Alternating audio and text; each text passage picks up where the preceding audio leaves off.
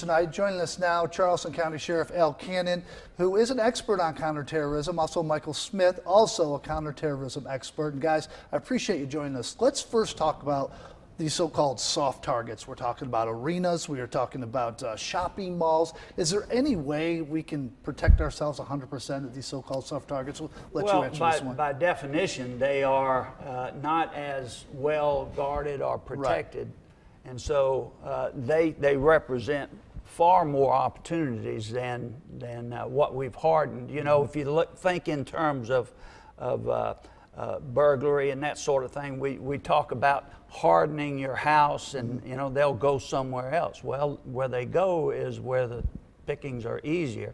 In this case, the terrorists look for those opportunities of a large gathering of people, low security, and increasingly, low tech we're seeing with the vehicles and knives and that sort of thing.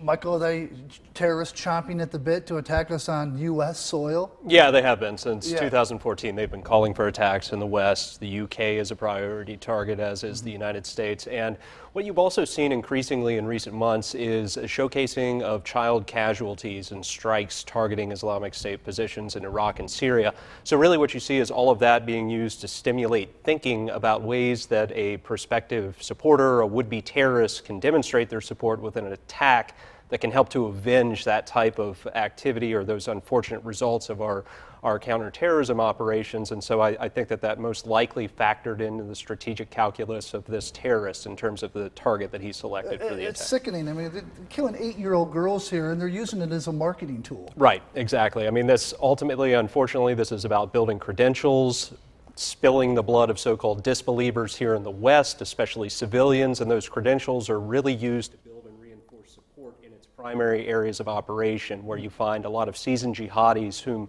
it's trying to move into its ranks out of groups like Al-Qaeda and other groups that have yet to merge with it. Sheriff Cannon, we always talk about the see something, say something. Right. It sounds simple, but it can be a very effective tool. But what do you look for?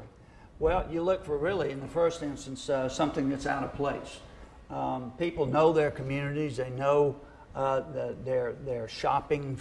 If they're in a mall, for example, they know the ebb and flow of customers and those sorts of things, and they pick up oftentimes on things that are out of the ordinary and don't fit the pattern. But the other factor that comes into play here is, particularly in Europe, is that as we continue to shrink the area that ISIS is operating in, more of them, and we're seeing movement of the brides of the terrorists in many instances back, as we have predicted for several years now. Once things got hot in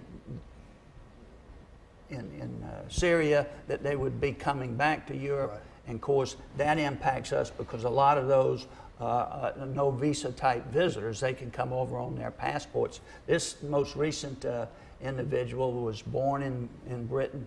And so he'd have the ability to come to the United States. They knew about him too. They knew about him. That's the scary thing as well too.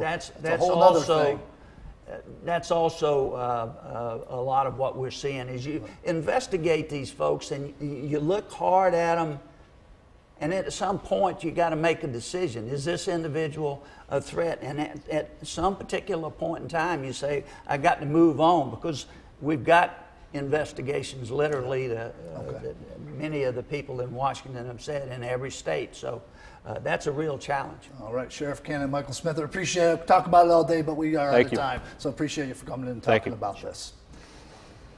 All right, let's talk about other news of